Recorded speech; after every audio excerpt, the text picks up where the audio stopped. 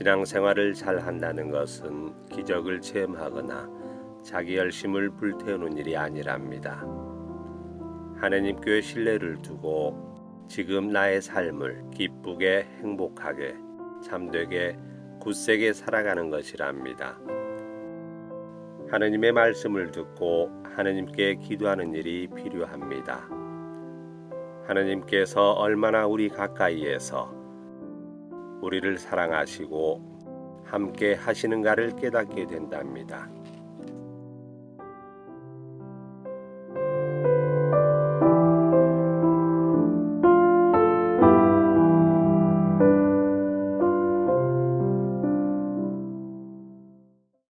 기도합시다. 주님의 넘치는 정으로 언제나 저희와 함께 하시어 저희가 끊임없이 좋은 일을 하도록 이끌어 주소서. 성과 성령과 함께 천주로서 영원히 살아계시며 다스리시는 성자 우리 주 예수 그리스도를 통하여 비나이다. 아멘.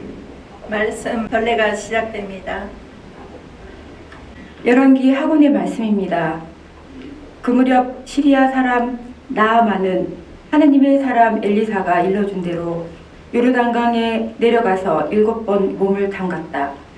그러자 나병 환자인 그는 어린아이 살처럼 새살이 돋아 깨끗해졌다. 나아만은 수행원을 모두 거느리고 하느님의 사람에게로 되돌아가 그 앞에 서서 말하였다. 이제 저는 알았습니다. 온 세상에서 이스라엘 밖에는 하느님께서 계시지 않습니다. 이 종이 드리는 선물을 부디 받아주십시오. 그러나 엘리사는 내가 모시는 주님께서 살아계시는 한 결코 선물을 받을 수 없습니다. 하고 거절하였다. 그래도 나아만이 그것을 받아달라고 거듭 청하였지만 엘리사는 거절하였다. 그러자 나아만은 이렇게 말하였다.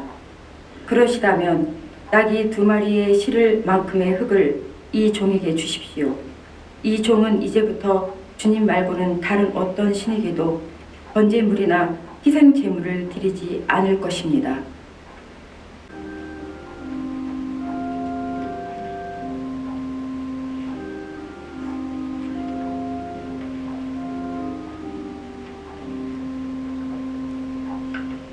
주님은 당신 구원을 민족들의 눈앞에 드러내셨네. 주님은 당신 구원을 민족들의 눈앞에 드러내셨네. 주님께 노래하여라. 새로운 노래. 그분이 기적들을 일으키셨네. 그분의 오른손이 거룩한 그 팔이 승리를 가져오셨네.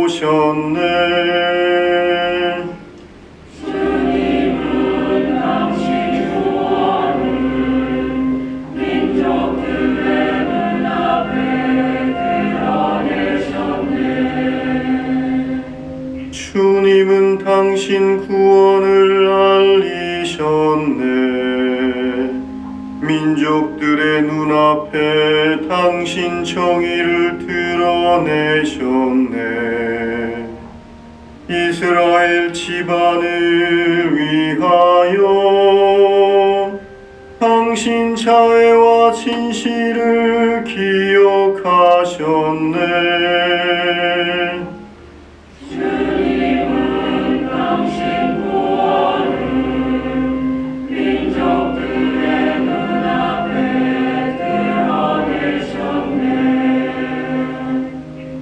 우리 하느님의 구원은 온 세상 땅끝마다 모두 보았네.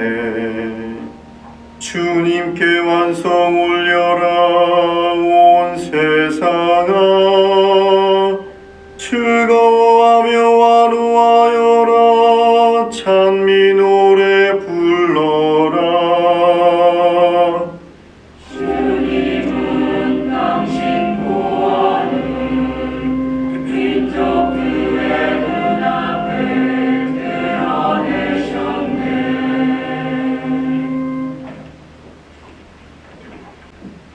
바오로의 티모테오이서 말씀입니다. 사랑하는 그대여, 예수 그리스도를 기억하십시오. 그분께서는 다윗의 후손으로 죽은 이들 가운데에서 되살아나셨습니다. 이것이 나의 복음입니다. 이 복음을 위하여 나는 죄인처럼 감옥에 갇히고 고통까지 겪고 있습니다. 그러나 하느님의 말씀은 감옥에 갇혀 있지 않습니다. 그러므로 나는 선택된 이들을 위하여 이 모든 것을 견디어냅니다. 그들도 그리스도 예수님 안에서 받는 구원을 영원한 영광과 함께 얻게 하려는 것입니다. 이 말은 확실합니다. 우리가 그분과 함께 죽었으면 그분과 함께 살 것이고, 우리가 견디어내면 그분과 함께 다스릴 것이며, 우리가 그분을 모른다 하면 그분도 우리를 모른다고 하실 것입니다. 우리는 성실하지 못해도 그분께서는 언제나 성실하시니 그러한 당신 자신을 부정하실 수 없기 때문입니다. 모두 일어서서 복음 환호성을 노래하겠습니다.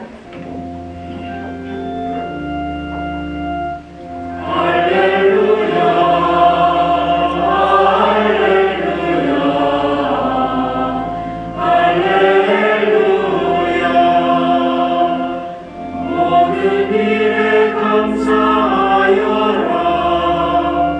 이것이 그리스도 예수님 안에서 살아가는 너희에게 바라시는 하느님의 뜻이다. 할렐루야, 할렐루야, 할렐루야. 주님께서 여러분과 함께 루카가 전한 거룩한 복음입니다.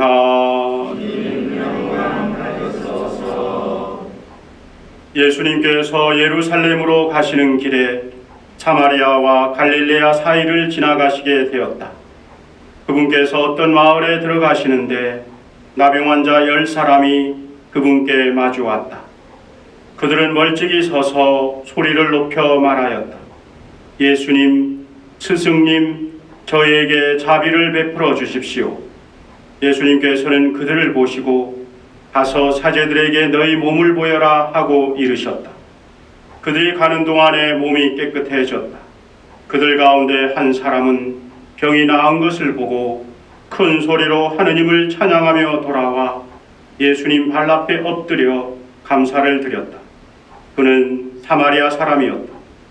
그러자 예수님께서 말씀하셨다. 10사람이 깨끗해지지 않았느냐?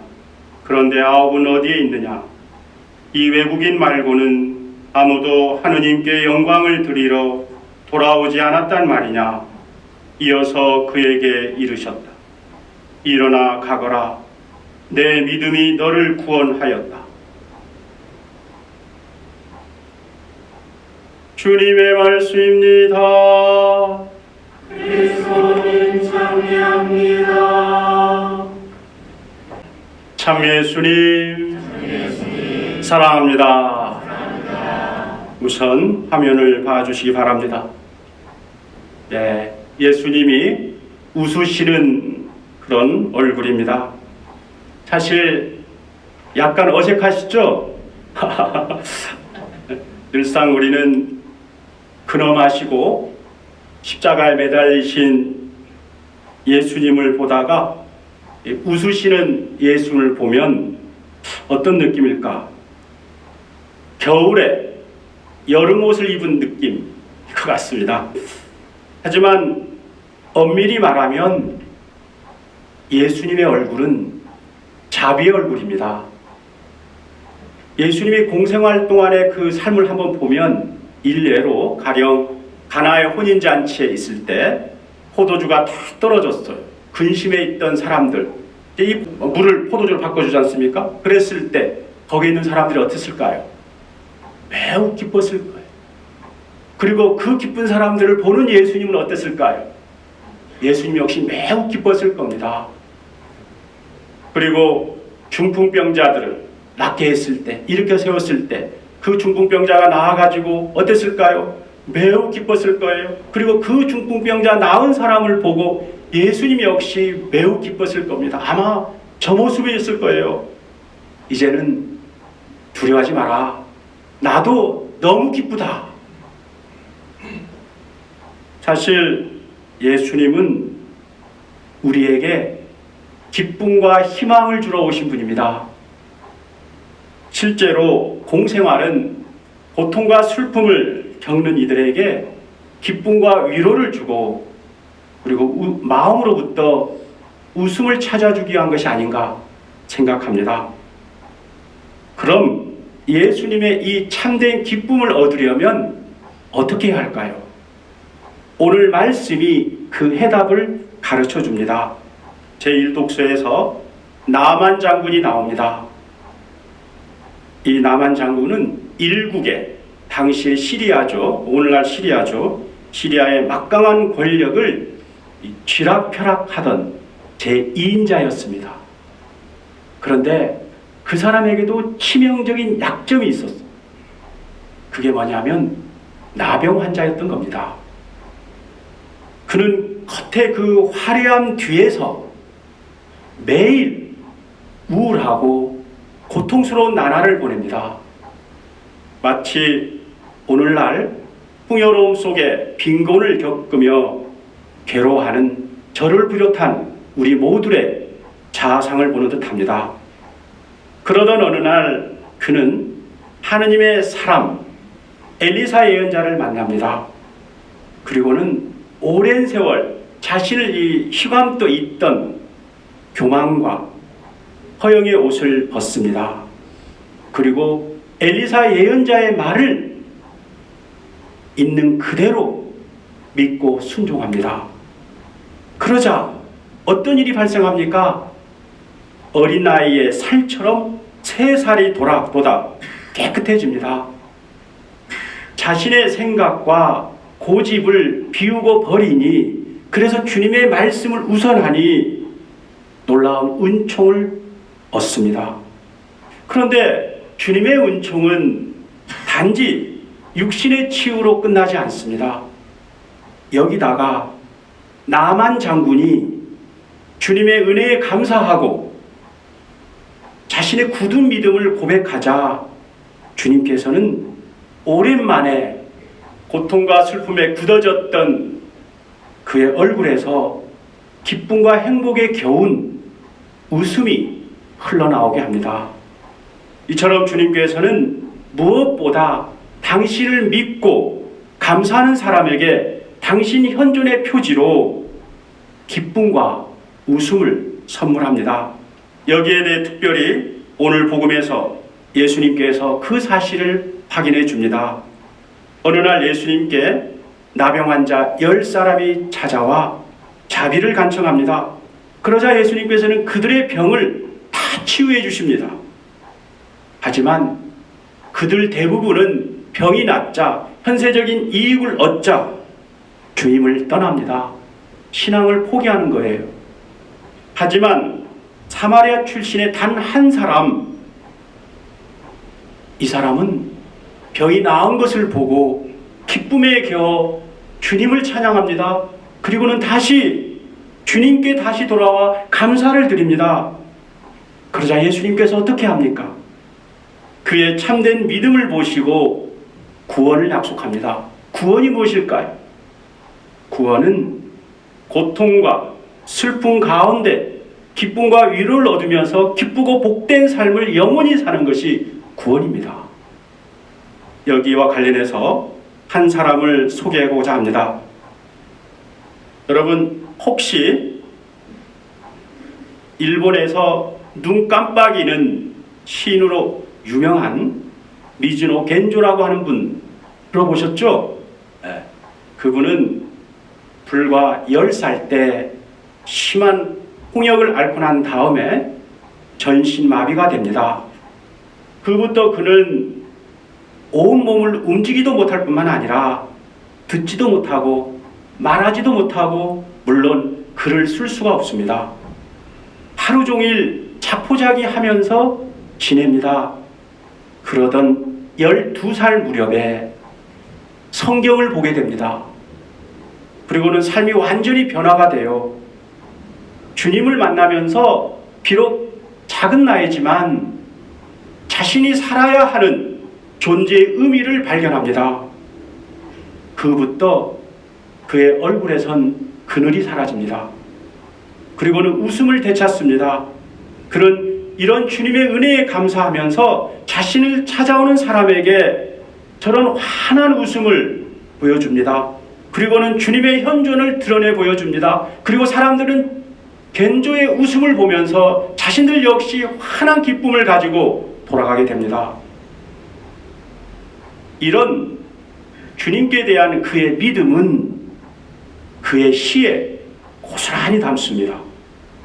그는 의사를 표현할 수 있는 길이 없었어요. 그러나 단지 한 가지는 눈을 깜빡깜빡거리는 겁니다. 그래서 어머니가 일본어 50자표를 걸어두고는 막대기로 한 자씩 짚어줍니다. 짚어주면 그래서 이제 내려가다가 미즈노 형제가 원하는 글자에 짚으면 눈을 유난히 깜빡거립니다. 그러면 어머니는 그 글자를 한자 한자 백지에 써둡니다. 그리고는 시를 씁니다. 그의 시 속에는 오로지 주님께 대한 찬미와 주님께 대한 감사와 그리고 주님께 대한 기쁨이 넘쳐 흐르는 그런 시였습니다. 그 시를 읽는 사람들은 자신의 삶 안에서도 주님의 기쁨을 느꼈던 겁니다. 이렇게 해서 만들어진 시가 수백 편에 이르고 그 시집은 일본 문단의 걸작이요 베스트셀러가 되어 지금에 이르고 있습니다. 이처럼 주님의 말씀에 따라 감사하며 살면 우리 삶의 일부인 고통과 슬픔을 제대로 바라볼 수가 있습니다. 기쁨은 고통을 완전히 외면하는 것이 아닙니다. 우리 삶의 일부인 고통과 슬픔을 제대로 바라볼 수 있도록 도와줍니다. 그리고 그 가운데에서 기쁨과 만족을 얻어 누릴 수 있게 합니다. 그리고 우리의 굳어진 얼굴에서 웃음을 찾아줍니다. 그러므로 형제 자매 여러분, 우리의 주님께서는 본질적으로 우리에게 기쁨을 주는 자비의 얼굴입니다. 그러므로 근본 한 주 주님의 은혜에 감사하며 살도록 합시다. 그리고 고통 가운데도 주님께서 우리와 함께하고 있음을 믿고 그 고통을 받아들이며 살도록 합시다. 우리가 그러한 삶을 살 때 주님께서 우리 삶 가운데 기쁨과 만족을 주실 것이고 우리는 비로소 웃을 수 있을 것입니다. 잠시 복음 말씀을 묵상하겠습니다.